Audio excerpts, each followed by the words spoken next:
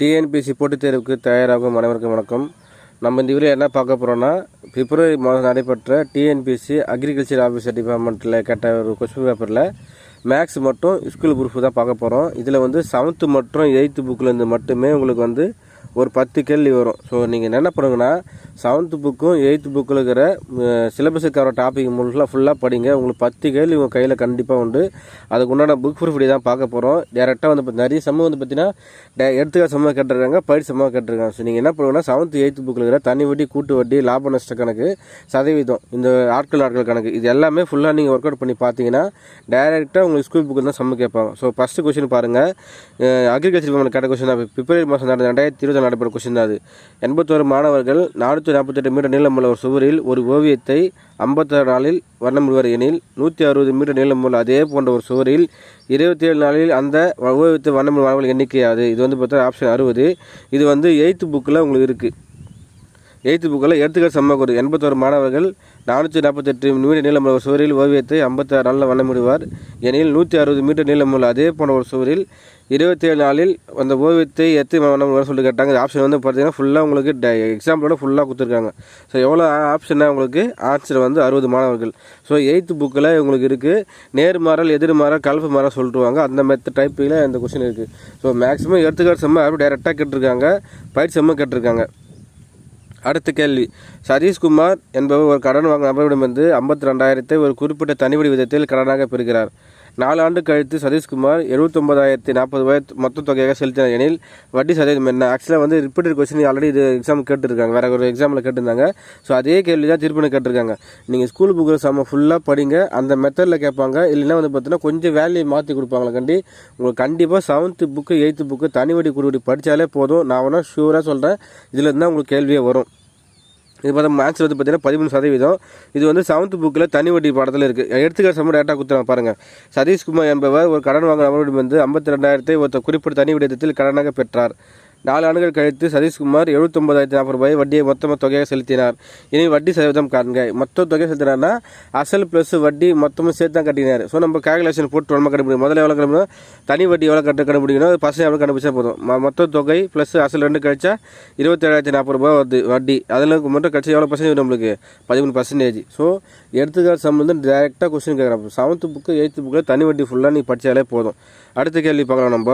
இது பார்த்தீங்கன்னா டேரக்டரில் கொஞ்சம் வேல்யூ மட்டும் மாற்றி கேட்டுருக்காங்க. இது கூட்டு வட்டியில் கேட்டிருக்காங்க. கூட்டு வட்டி பொறுத்த வரைக்கும் 8th புக்கில் இருக்குது. ஒரு அசலானது 2 ஆண்டுகளில் ஆண்டுக்கு 5% கூட்டு வட்டியில் 22,050 எனில் அசலை காண்க. 20,000 ஆன்சரு. நம்ம டேரெக்டாக போட்டும் போடலாம். இது பார்த்தீங்கன்னா எங்கே இருக்குன்னா 8th புக்கில் இருக்குது. இங்கே கொடுத்துருவாங்க பாரு. ஒரு அசலானது 2 ஆண்டுகளில் 4% கூட்டு வட்டியில் 2,028 இதே தான். ஸோ கொஞ்சம் வேல்யூ மட்டும் மாற்றி கொடுத்துருக்காங்க. ஸோ உங்களுக்கு டேரெக்டாக அதே சம்மு கேட்பாங்க, இல்லைன்னா கொஞ்சம் வேல்யூ மாற்றி கொடுக்குறாங்க. ஸோ மெத்தட் உள்ள சேம் மெத்தட் தான். நீங்கள் 8th புக்கில் இருக்கிற சம்ம ஃபுல்லாக ஒர்க் பண்ணி பார்த்தாலே உங்களுக்கு தெரிஞ்சிடும். அதுக்கப்புறம் மட்டும் டேரெக்டாக எடுத்துக்காட்டு சம்மில் கேட்டிருக்காங்க. உங்களுக்கு கூட்டு வட்டி, தனி வட்டி, கூட்டு வட்டி மட்டும் தனி வட்டி வித்தியாசம். இந்த 3 டாப்பிக்கை கவர் பண்ணோன்னா 7th புக்கு 8th புக்கு இதுலேருந்து கண்டிப்பாக படிங்க. உங்களுக்கு 3 கேள்வி உறுதி உறுதி உறுதி. அதுக்கப்புறமேட்டு பார்த்தீங்கன்னா தனி வட்டிக்கு கூட்டு வட்டிக்கு வித்தியாசத்தை காண்க அப்படின்னு சொல்லிட்டாங்க. டேரெக்டாக எடுத்துக்காட்டு சம்மு தான். அப்படியே டேரெக்டாக உங்களுக்கு அந்த புக்கில் இருக்கிற சம்மு அப்படியே எடுத்துக்காட்டாக கொடுத்துட்டாங்க. உங்களுக்கு மாற்றவே இல்லை. என்ன கொடுத்துட்டாங்கன்னா ரூபாய் 8,000க்கு ஆண்டு வட்டி விகிதம் 6%. ஆண்டு 3 ஆண்டு கொடுத்துருக்காங்க. ஸோ உங்களுக்கு 3 ஆண்டு கொடுத்தாங்கன்னா அது ஃபார்முலா தனியாக கொடுத்துருக்காங்க. 2 ஆண்டுனா ஃபார்முலா தனியாக டேரெக்டாக உங்களுக்கு கொடுத்துருக்காங்க. ஆப்ஷன் 3 ஆண்டுக்குன்னா 2 ஆண்டுக்குன்னா சிம்பிள் எடுக்காமல் P into R divide by 100 whole square. இது 3 ஆண்டுக்குன்னா P into R divide by 100 whole square into 3 + R divide by 100. இதை பார்த்தீங்கன்னா 3 ஆண்டுக்கு வட்டி வித்தியாசம்னா இது, 2 ஆண்டுக்குன்னா வித்தியாசம்னா இது. மேக்ஸிமம் 2 ஆண்டு தான் கேட்பாங்க. மினிமம் 3 ஆண்டு கொஞ்சம் ரேரு தான். அது ஆப்ஷன் ஆன்சர் பார்த்தீங்கன்னா 61. டேரெக்டாக ஸ்கூல் புக்கில் கேட்டுருக்காங்க. ஒரு ஃபஸ்ட்டு சம்மு ஆல்ரெடி இன்னும் ஃபஸ்ட் செம் இன்னொரு எக்ஸாம்பிள் கேட்டுருந்தாங்க. அடுத்த செகண்ட் செம் கேட்குறாங்க. ஸோ உங்களுக்கு எக்ஸாம் தனி வட்டி கூட்டு வட்டினால உங்களுக்கு எங்கேயும் பார்த்தாலும் நீங்கள் ஸ்கூல் புக்கில் செம்ம ஃபுல்லாகவே ஒர்க் அவுட் பண்ணி பார்த்தாலே போதும் உங்களுக்கு. அடுத்த கேள்வி பார்த்தீங்கன்னா இது எடுத்துக்காட்டு செம்மு டேரெக்டாக பயிற்சி செம்மு கேட்டிருக்காங்க. பயிற்சி செம்மில் தான் கேட்டிருக்காங்க. இது 8th புக்கு தான். ஏ மற்றும் பி ஆகிய இருவரும் இணைந்து ஒரு வேலையை 16 நாட்களில் முடிப்பார். ஏ தனியே அந்த வேலையை 40 நாள் முடிப்பார் எனில் பி அந்த தனி வேலையை எத்தனை நாள் முடிப்பார் சொல்லிட்டு கேட்டுறாங்க. இது ஆன்சர் பார்த்தீங்கன்னா 24 நாளில் முடிக்கிறாங்க. இது ஆல்ரெடி வேறு எக்ஸாம்பிள் கேட்டிருந்தாங்க. ரிப்பீட்டட் கொஸ்டின் தான். இந்த எக்ஸாம்பிள் கேட்டிருக்காங்க. 24 கேட்டிருக்காங்க பாருங்கள். ஏ மற்றும் பி ஆகிய இருவரும் இணைந்து ஒரு வேலையை 16 நாட்கள் முடிப்பார். ஏ தனியாக அந்த வேலையை 48 நாட்கள் முடிப்பார் எனில் பி தனியே அந்த வேலையை எத்தனை நாள் முடிப்பார்? 24 நாள். உங்களுக்கு வந்து டைம் அண்ட் ஒர்க்கு, ஆட்கள் நாட்கள், தனி வட்டி மற்றும் கூட்டு வட்டி, சதவீதம், இந்த 3 டாபிக், இந்த 4 டாப்பிக்கும் எங்கே கவர் ஆகும்னா 8th மற்றும் 7th புக்கு. அந்த புக்கில் இருக்கிற சம்ம மட்டும் நீங்கள் ஒர்க் அவுட் பண்ணாலே உங்களுக்கு 100% அதுலேருந்து தான் வரும். அதில் எந்த மாற்றமே கருத்துமே கிடையாது. கண்டிப்பாக அதை நீங்கள் ஃபுல்லாக படிங்க. ஸ்கூல் புக் சம்ம ஃபுல்லாக ஒர்க் அவுட் பண்ணிடுவாங்க. உங்களுக்கு ப்ரூஃப் தான் காட்டுறேன். இந்த சம்முக்கு கட்டிருக்காங்க. இந்த சம்மு எங்கே இருக்குன்னா இந்த 7th புக் 8th புக்கில் இருக்குது. உங்களுக்கு ப்ரூஃபோட காட்டுறேன். உங்களுக்கு கண்டிப்பாக நீங்கள் போய் செக் பண்ணுங்கள். படிக்காதவங்க நீங்கள் நிறைய பேர் படிப்பீங்க, படிக்காதவங்க படிங்க. நெக்ஸ்ட் வந்து பார்த்தீங்கன்னா இது வந்து கொஞ்சம் மாற்றி கட்டிருக்காங்க. கொஞ்சம் பர்சன்டேஜ் மட்டும் குறைச்சிருக்காங்க. மற்றபடி வேறு எதுவும் சேஞ்ச் பண்ணல. இது வந்து பார்த்தீங்கன்னா 8th புக்கில் தான் இருக்குது. ஏ ஆனவர் ஒரு வேலையை 24 நாள் முடிப்பார். பி ஆனவர் ஏ விட 50% வந்து பார்த்தீங்கன்னா ஒரு கூடுதல் திறன் வாய்ந்தவர் எனில் பி ஆனவர் அந்த வேலையை முடிக்க காலம் 16 நாட்கள் ஆமிச்சு. இது வந்து பார்த்தீங்கன்னா 8th புக்கில் தான் இருக்குது. உங்களுக்கு என்ன கட்டிருக்காங்கன்னா பர்சன்டேஜ் மட்டும் மாற்றி கட்டிருக்காங்க. வேறு ஒன்றும் இல்லை. என்ன கொடுத்துருக்காங்கன்னா ஏ என்பவர் ஒருவேளை தனியாக 35 நாளில் முடிப்பார்.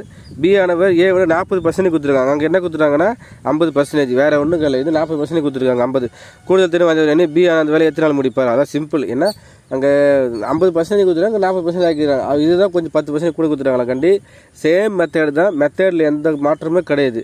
ஸோ சேம் மெத்தட் தான் உங்களுக்கு யூஸ்ஃபுல்லாக இருக்கும். கண்டிப்பாக ஸ்கூலுக்கு போகிற சம்ம ஃபுல்லாக ஒர்க் அவுட் பண்ணி பாருங்கள்.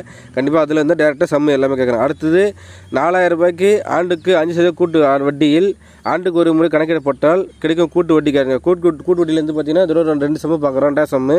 இது வந்து எடுத்துக்காட்டு சம்மு டேரெக்டாக உங்களுக்கு 8th புக்கில் அப்படியே இருக்குது.